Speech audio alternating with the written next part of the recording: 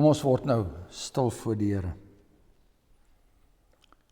Stuur u lig en u waarheid, o Here, en laat die ons lei, laat die ons bring na u heilige berg en na u woninge, dat ons kan ingaan na die altaar van God, na die God van ons jubelende blydskap. Amen. Geliefdes, genade en vrede vir julle van God onse Vader en die Here Jesus Christus in die kragvolle werking van die Heilige Gees. Amen.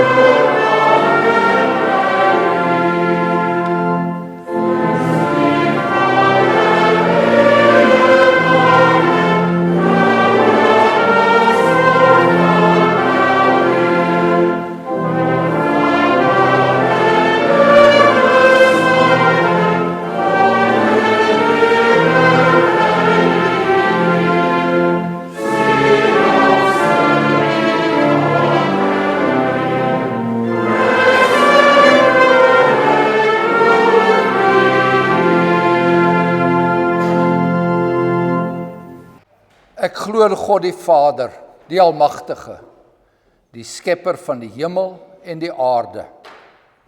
En ek glo in Jesus Christus, sy eniggebore Seun, ons Here, wat ontvang is van die Heilige Gees, gebore uit die maagd Maria, wat gelei het onder Pontius Pilatus, gekruisig is, gesterf het en begrawe is en neergedaal het na die hel, wat op die 3de dag weer opgestaan het uit die dood en opgevaar het na die hemel en sit aan die regterhand van God, die Almagtige Vader, waarvandaan hy sal kom om die lewendes en die dooies te oordeel. Ek glo in die Heilige Gees, ek glo aan 'n heilige algemene Christelike kerk, die gemeenskap van die heiliges, die vergewing van sondes, die opstanding van die liggaam en 'n ewige lewe. Amen.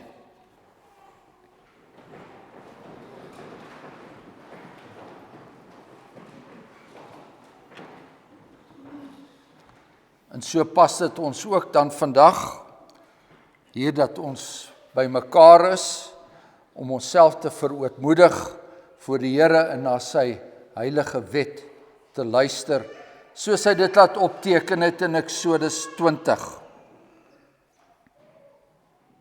Toe het God al hierdie woorde gespreek en gesê, ek is die Here jou God, wat jou uit Egipte land, uit die slawehuis uitgelei het. En die eerste gebod is, jy mag geen ander gode voor my aangesig hê nie.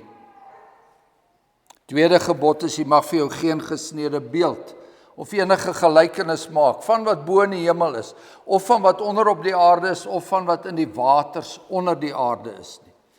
Jy mag jou voor hulle nie neerbuig en hulle nie dien nie, want ek, die Here jou God, is 'n jaloerse God, wat die misdaad van die vaders besoek aan die kinders, aan die 3de en aan die 4de geslag van die wat my haat, en ek bewys barmhartigheid aan duisende van die wat my liefhet en my gebooie onderhou. Die 3de gebod, mag die naam van die Here jou God nie ydelik gebruik nie. Want die Here sal die een wat sy naam ydelik gebruik, nie ongestraf laat bly nie. 4de gebod, gedenk die Sabbatdag dat jy dit heilig. 6 dae moet jy arbei en al jou werk doen, maar die 7de dag is die Sabbat van die Here jou God, dan mag jy geen werk doen nie, jy of jou seun, of jou dogter, of jou diensknegt, of jou diensmaagd, of jou vee, of jou vreemdeling wat in jou poorte is nie. Want in 6 dae die Here die hemel en die aarde, die see en alles wat daarin is gemaak. En op die 7de dag het hy gerus en daarom het die Here die Sabbatdag geseën en dit geheilig.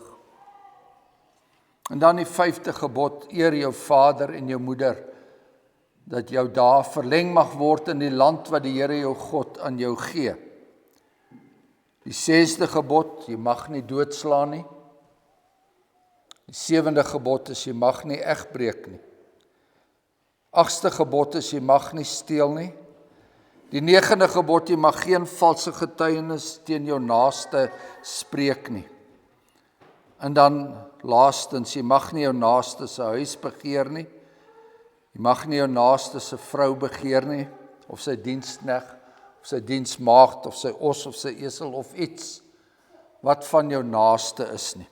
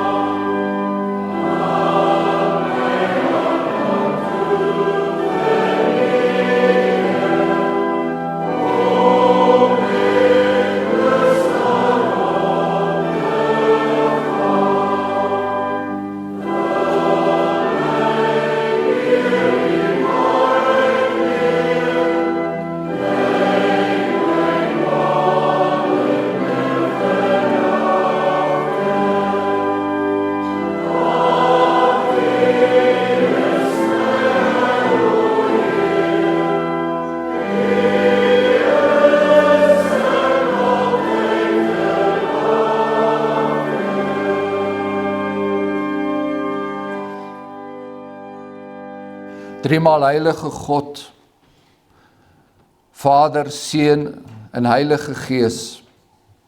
Driemaal heilige God, wat die engele toeroep in die hemel, heilig, heilig, heilig. En u knegt, u profeet Jesaja, val bewend neer en roep uit, wee my, want ek is verlore. Want ek woon onder 'n volk wat onrein lippe het, en my eie lippe is ook onrein. Wie inderdaad is tot hierdie dinge bekwaam? Wie is bekwaam om voor u te verskyn? Wie is bekwaam om u heilige naam aan te roep? Ons wat met soveel sondebesmetting voor u staan vandag. Ons wie se beste werke soos 'n besoedelde kleed is. Driemaal heilige God, ons aanbid u vandag en ons verskyn voor u aangesig, deur die grasie en deur die genade wat ons deur u Seun Jesus Christus het. En ons hou daaraan vas. Ons hou daaraan vas, Hemelse Vader, dat hy vir ons die straf van die sonde gedra het. Dat hy die volmaakte brandoffer was, dat hy die volmaakte sondoffer was, en dat u hom verteer het, en dat hy terwille van ons daardie verskriklike straf verduur het. En terwille van ons uit die dood uit opgestaan het, en terwille van ons aan u regterhand is, en regeer en ook vir ons intree in ons swakheid met sy gebede. Ons bid dan, Hemelse Vader, vir die bruid van ons Here Jesus Christus vandag, oral waar sy by mekaar kom in gees en waarheid. Ons bid dat u haar sal versier met goeie werke, dat u haar sal bekragtig met die waarheid en dat haar getuienis suiwer sal weer klink. Dwars oor die wêreld. En ons weet terselfdertyd dat niks dit sal verhoed nie. Dat u 'n getroue God is, getrou aan die woord en getrou aan die verbond. Dat niks die werk van die Heilige Gees sal verhoed nie. En ons dank u daarvoor. Maak dit dan nou rustig in ons, waar ons die woord sal oopmaak. Gee vir ons toegespitste ore, gee vir ons geopende ore, in die naam van ons Here Jesus Christus. Amen.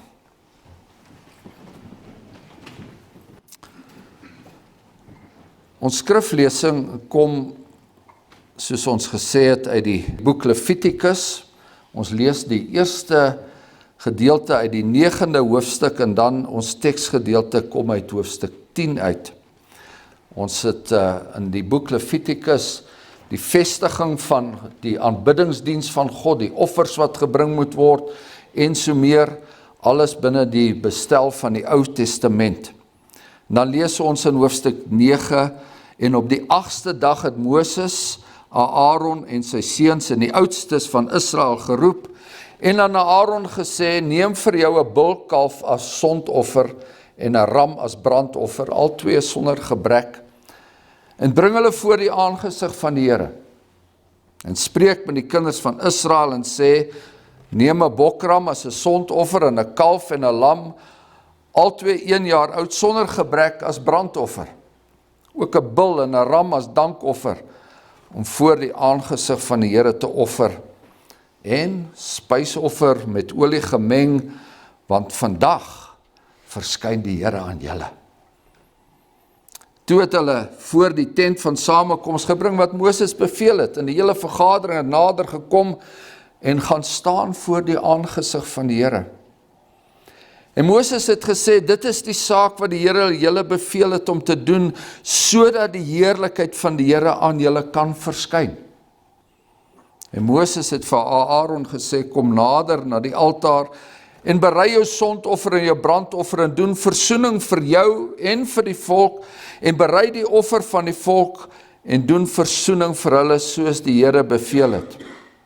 Toe het Aaron na die altaar nader gekom en die sondofferkalf geslag wat vir hom bedoel was.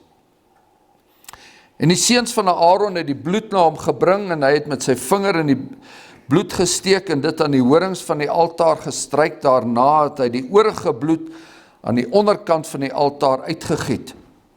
Maar die vet en die niere en die lap aan die lewer van die sondoffer het hy op die altaar aan die brand gesteek, soos die Here Moses beveel het. En die vleis en die vel het hy buitekant die laar met vuur verbrand. Toe het hy die brandoffer geslag en die seuns van Aaron het vir hom die bloed aangegee en hy het dit rondom teen die altaar uitgegooi. Ook het hulle vir hom die brandoffer volgens sy stukke aangegee met die kop en hy het dit aan die brand gesteek op die altaar. En hy het die binnegoed en die pote gewas en dit aan die brand gesteek bo op die brandoffer op die altaar. Daarna het hy die offer van die volk gebring. Hy het naamlik die sondofferbok geneem wat vir die volk bedoel was en dit geslag en dit as sondoffer gebring soos tevore. Verder het hy die brandoffer gebring en dit berei volgens die voorskrif. En hy het die spysoffer gebring en 'n handvol daaruit geneem en dit aan die brand gesteek op die altaar, behalwe die môre brandoffer. Toe het hy die bul en die ram geslag wat vir die volk as dankoffer bedoel was, en die seuns van Aaron het vir hom die bloed aangegee wat hy rondom teen die altaar uitgegooi het. En die stukke vet van die bul en van die ram en die vetstert en die netvet en die niere en die lap van die lewer, en hulle het die stukke vet op die borststukke gesit en hy het die stukke vet op die altaar aan die brand gesteek. Maar die borststukke en die regterbout het Aaron as beweegoffer voor die aangesig van die Here beweeg, soos Moses beveel het. Daarna het Aaron sy hande na die volk toe opgehef en hulle geseën. En hy het afgeklim nadat hy die sondoffer en die brandoffer en die dankoffer gebring het. Daarop het Moses en Aaron in die tent van samekoms gegaan en toe hulle uitkom, het hulle die volk geseën en die heerlikheid van die Here het aan die hele volk verskyn. Vuur het van die aangesig van die Here uitgegaan en op die altaar die brandoffer en die stukke vet verteer. En toe die hele volk dit sien, het hulle gejuig en hulle het op hulle aangesig geval. En die seuns van Aaron, Nadab en Abihu, het elkeen sy vuurpan geneem en vuur daarin gegooi en reukwerk daarop gesit en vreemde vuur voor die aangesig van die Here gebring wat hy hulle nie beveel het nie. Daarop het daar vuur van die aangesig van die Here uitgegaan en hulle verteer en hulle het gesterwe voor die aangesig van die Here. Toe sê Moses vir Aaron, dit is dit wat die Here gespreek het deur te sê, in die wat naby my is, wil ek my as heilige laat ken, en voor die oë van die hele volk wil ek my verheerlik. Maar Aaron het stil gebly.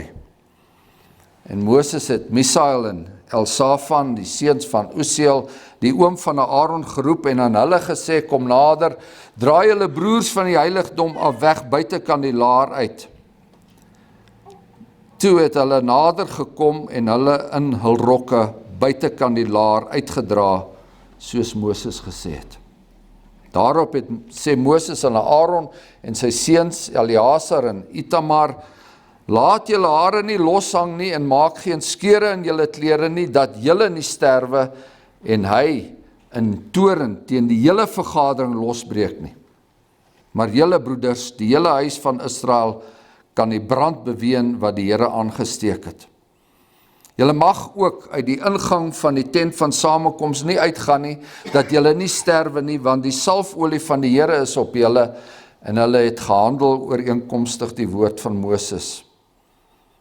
En die Here het met Aaron gespreek en gesê, moenie wyn of sterk drank drink nie, jy of jou seun saam met jou, as julle in die tent van samekoms ingaan, dat julle nie sterwe nie, 'n ewige insetting is dit vir julle geslagte.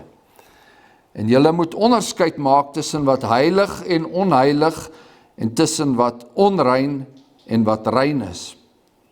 En julle moet die kinders van Israel leer al die insettinge wat die Here deur die diens van Moses aan julle verkondig het. Dit is die woord van die Here en ons lees tot sover daaruit.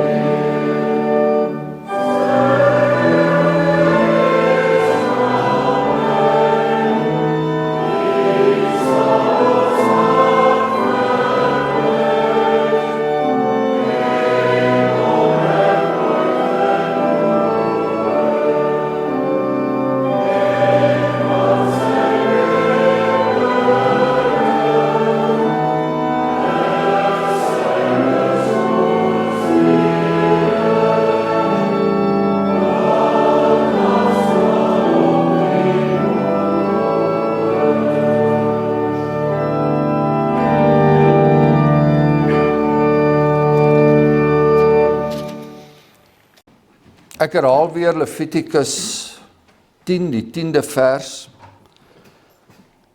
Julle moet onderskeid maak tussen wat heilig en wat onheilig is, en tussen wat onrein en wat rein is. Broeders en susters, wanneer ons lewens in die hande van 'n snydokter gee, dan verwag ons van hom een lewensbelangrike vermoë. Hy moet die gawe van onderskeiding hê. Hy moet kan onderskei tussen die bloedvate, tussen die een senuwee en die ander. Hy moet die verskil ken. Hy moet die kankerweefsel en die gesonde weefsel goed uitmekaar ken. U sal met my saamstem. Die chirurg moet oor die vermoë besit om hierdie dinge te kan onderskei. Dis lewensbelangrik dat hy dit kan doen en dit is lewensgevaarlik as hy dit nie kan doen nie. Nou as dit kom by ons geestelike lewens, is dit tog vir my kommerwekkend, dat so baie gelowiges oor sy of haar onderskeidingsvermoë ongeërg kan wees.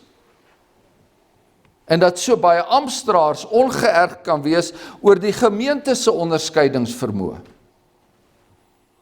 Die gelowiges se vermoë om die dinge aangaande God en sy wil, om daarin te onderskei. En dit nadat die Here self vir ons in Lukas 12 waarsku en hy sê, moenie vrees vir wat die liggaam doodmaak en niks meer kan doen nie, maar ek sê vir julle wie julle moet vrees. Vrees hom wat nadat hy doodgemaak het, by magte is om in die hel te werp. Ja, ek sê vir julle, vrees hom. Vrees die Here. Vreeslik is dit om te val in die hande van die lewende God, so waarsku die skrywer van die Hebreërbrief. Hierdie gebrek aan onderskeidingsvermoë, hierdie geestelike slordigheid, het gemaak dat die priesterseuns, Nadab en Abihu, vreemde vuur voor die aangesig van die Here gebring het, vreemde vuur wat die Here nie beveel het nie. Dis dieselfde geestelike slordigheid wat daartoe gelei het, dat Ussa dood neergeslaan het. Jy sal hom onthou, daar uit koning Dawid se tyd, toe Ussa sy hand uitgesteek het om die ark vas te hou, nadat die osse gestruikel het, en daar dieselfde geestelike slordigheid het daartoe gelei, dat Ussa net daar dood neergeslaan het. Dis daai selfde geestelike slordigheid wat daartoe gelei het, dat koning Usia met melaatsheid geslaan is, toe hy as koning die priester se werk in die tempel wou oorneem. Dieselfde gebrekkige onderskeidingsvermoë van die volk en van die priesterstand het daartoe gelei dat die Seun van God, dat die Here Jesus Christus self met 'n sweep onder die handelaars in die tempelarea ingeklim het. Dieselfde gebrekkige onderskeidingsvermoë het daartoe gelei dat die gemeente in Korinthe siekte en dood in hulle geleedere ervaar het. Ons lees daarvan in 1 Korintiërs 11. Want wie op 'n onwaardige wyse die nagmaal eet en drink 'n oordeel oor homself, terwyl hy die liggaam van die Here nie onderskei nie. Julle moet onderskeid maak. Julle moet onderskeid maak, julle mense van Korinthe. Julle moet onderskeid maak oor wat heilig en wat onheilig is, en onderskeid maak tussen wat rein en onrein is. En dit is ook die Here se woorde aan Aaron in ons teksgedeelte. Dis woorde wat nie ligtelik opgeneem kan word nie. Want die lyke van Nadab en Abihu is immers pas van tevore daar uitgedra. Nog steeds geklee in hulle priesterlike rokke, soos ons gelees het. 2 stil getuies van dit waartoe 'n slordige omgang met die Here kan lei. Al hierdie gebeure speel af teen die agtergrond van die volk se verlossing uit Egipte land. Want die Here het Israel met 'n sterke regterhand uit slawerny verlos. En teenoor sy kinders het hy homself as die allergenadigste geopenbaar.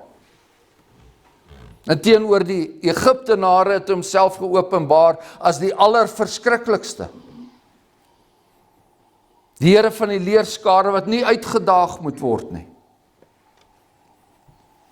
En hier in ons skrifgedeelte staan die volk voor die aangesig van die Here, en wat 'n wonderlike voorreg. Dis die einddoel van elke gelowige op aarde, word hier beleef, om voor die aangesig van die Here te staan, sodat die heerlikheid van die Here aan jou kan verskyn, soos ons gelees het. Maar jy weet, geliefdes, die volk wat daar staan is nog besmet van die sonde. Hulle is nog deurtrek met die verskriklike gevolge van die sondeval.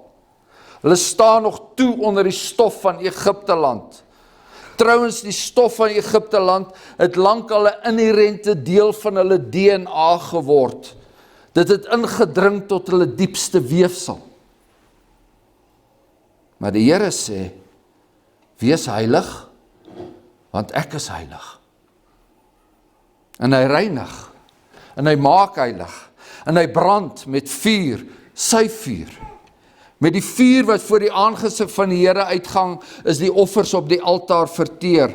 En met die vuur word daardie offerdier verbrand, word daardie offerdier in die plek van die sondaar mens verbrand. Kom nader na die altaar, sondaar mens, berei jou brandoffer, berei jou sondoffer, doen versoening vir die hele volk en wees dan heilig. En God se toorn ontsteek daardie vlamme op die altaar en die offerdier word verbrand, sodat die arme gelowige, sodat die arme wurmpie des Israels nie self deur God se oordeelsvuur verbrand word nie. En vir die priesters is hierdie 'n absolute heilige werk. Soos ons gelees het, maar dit was ook 'n gevaarlike werk. Hulle moes self kon onderskei tussen wat heilig en onheilig is. Tussen wat die korrekte en wat die slordige amptdiens was. Later in die volkse geskiedenis sou hierdie gebrekkige onderskeidingsvermoë, hierdie geestelike slordigheid om meermale op die volk wreek. As ek die Here is, waar is die vrees vir my? So vra die Here deur sy profeet Maleagi meer as 1000 jaar later. En dan word die priesters pertinent aangespreek. Die Here van die leerskare sê dit aan hulle, o priesters wat my naam verag. Maar dan sê die priesters weer, waar het ons u naam verag? En die Here antwoord, julle bring spys wat verontreinig is op my altaar. En dan vra julle, waardeur het ons u verontreinig, deurdat julle sê, die tafel van die Here is veragtelik. En as julle 'n blinde dier bring om te offer, is dit dan nie kwaad nie? En as julle 'n lam of 'n siek dier bring, is dit nie kwaad nie?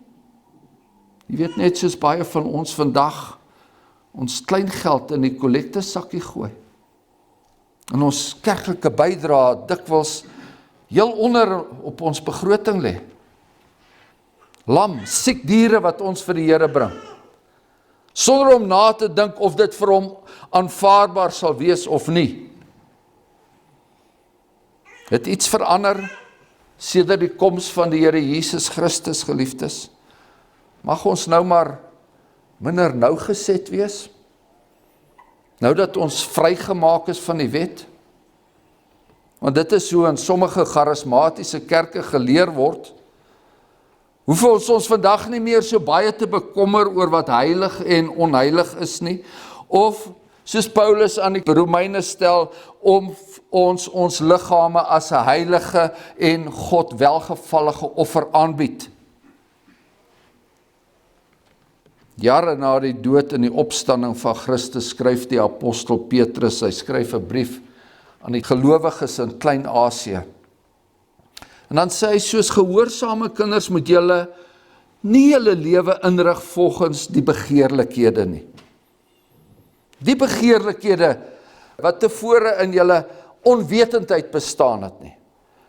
Maar soos hy wat julle geroep het heilig is, so moet julle ook met julle hele lewenswandel heilig word. Omdat daar geskrywe is, wees heilig, want ek is heilig. Wandel dan in vrees, omdat julle weet, dat julle nie deur verganklike dinge, deur silwer of goud losgekoop is, van julle ydelle lewenswandel, wat deur die Vaders oorgelewer is nie. Maar deur die kosbare bloed van Christus, soos 'n lam, sonder gebrek en vlekkeloos. Broeders en susters, God het nie vir ons 'n siek, gebrekkige en blinde lam aangebied, toe hy sy enigste seun op die altaar neergelê het nie. Nee, hy was sonder gebrek en vlekkeloos. En daardie vuur wat God se seun verbrand het, dit was nie Nadab en Abihu se vreemde vuur nie, dit was God se heilige oordeelsvuur. En God verwag van sy volk dat hulle hierdie dinge sal kan onderskei. In die tyd van die ou verbond en nou in die tyd van die nuutgemaakte verbond verwag die Here dat die volk moeite sal doen om te kan onderskei wat is heilig en wat is onheilig. En daarom bid sy apostels ook dat die gemeentes daardie gawe sal ontvang. Dat hulle dit sal koester en dat hulle self daarin sal oefen. Paulus skryf van die Filippense, hy sê en dit bid ek dat julle liefde nog meer en meer oorvloedig mag word. Waarin moet hulle liefde meer en meer oorvloedig word?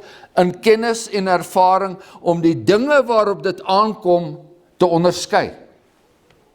Sodat julle rein en vir niemand 'n aanstoot mag wees nie tot op die dag van Christus. Dis Filippense 1. Tot op die dag van Christus se wederkoms. Die apostel wil hê, die Here wil hê, dat die gemeente sal groei tot geestelike volwassenheid, dat hulle in staat sal wees om vaste spyse in te neem, soos die skrywer van die Hebreërbrief dit stel. Dat hulle die geestesvermoëns sal besit om goed van kwaad te onderskei, om heilig van onheilig te onderskei, en dan voeg daai skrywer daartoe by, dat hulle daai geestesvermoëns, dat dit deur gewoonte geoefen word. In die ou verbond was dit 'n priesterlike taak. Die onderrigting van die Here se bepalings en insettinge, dis vandag die taak van professore aan teologiese skole, dis die taak van die predikant wat hier so staan, van die ouderlinge, van die kategete, van die ouers wat die doopbelofte afgelê het om dit te doen, en dis die taak van elke gelowige wat immers in die priesterlike ampt staan. My geliefde broeders en susters, as daar nou een saak was wat ons as gereformeerde kerkverband in die verlede onderskei het, dan was dit juist dit. Die doppers van vroeër het onderskeidingsvermoë besit. Hulle kon onderskei tussen die psalms wat God ons gegee het en die liedjies wat deur mense saamgeflans is. Hulle kon onderskei tussen die nagmaal wat God ingestel het en 'n nagmaal wat mense behaag. Hulle kon tussen die ware kerk en die valse kerk onderskei. Hulle het die vermoë gehad en hulle het dit toegepas om tussen goed en kwaad te onderskei, reg en verkeerd, heilig en onheilig. Wat is die Here se wil, nie net in die erediens nie, maar ook in my lewensdiens? Ja, hulle moes ook daaroor die spot van die wêreld verduur. Hulle was allerhande woorde toegevoeg, eng, bekrompe, nougeset, enkel gereformeerd. Hulle het 'n tonnelvisie in 'n tyd van makrostralers. Hulle ry nog met ossewaans en so meer, tye het verander, so moes hulle hoor. En hulle moes hoor hoe die Here Jesus teenoor hulle aangehaal word, buite konteks aangehaal word, dat niemand glo meer mag oordeel nie. Die enigste kwaad, so word dit gesê, is mense wat oordeel. En die ware gereformeerde se stemme het al hoe stiller geword. Later heeltemal stil geword. En ons hoor hulle vandag skaars nog. Ons hoor hulle nie meer op die kerke se synodes nie. Vandag hoor ons by die kerklike vergaderings dat 'n standpunt of 'n saak mooi of lelik is. Of dat iets iemand emosioneel ontroer, of dat dit sy hart seer maak. Ek hoor nie meer dat dit is wat die Here ons beveel en wat hy ons nie beveel nie. Maar die dag as ons as priesters, ons dominees, ek ingesluit, ek met my amptsklere, soos Nadab en Abihu hier uitgedra word, dat sal die Here vir sy kerk sê, soos hy vir Aaron gesê het en vir die volk gesê het, moenie huil nie. Dit sal nie help om nou te huil nie. Begin om te doen wat ek julle beveel het. Julle moet onderskeid maak tussen wat heilig en wat onheilig is. Soos die grens tussen die gereformeerde kerke, die loslid gereformeerde kerke in hierdie land, en die charismatiese kerke al hoe meer uitgewis word. Ja, soos die grens tussen die ander gereformeerde kerke en selfs die Rooms-Katolieke kerk uitgewis word, so word die grens stelselmatig platgestoot tussen die gereformeerde kerke van Suid-Afrika en ander gereformeerde kerke. Ons mag ons wel vra, hoekom sal ons nog die moeite doen om vreemdelinge wat die woord van God wil ken, wat wil doen wat daarin staan, vreemdelinge wie se hart brandend is vir die woord van God, hoekom sal ons nog die moeite doen om hulle aan te raai om by die gereformeerde kerke in Suid-Afrika aan te sluit, as daar geen onderskeid meer is nie? As die gawe van onderskeiding nie meer beoefen word nie? As al die mure van Jerusalem plat lê, dan is daar ook niks meer wat die kerk van die wêreld onderskei nie. En dit begin alles begin by priesterlike slordigheid. Priesters wat nie meer wil onderskeid maak tussen wat heilig en onheilig is nie. Amptdraers wat nie meer wil studeer sodat hulle in staat kan wees om hierdie onderskeid te maak nie.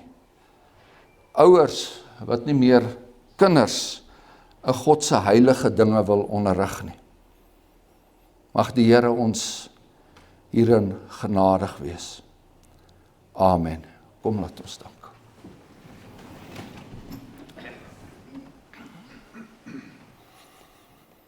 Genadige God en Hemelse Vader,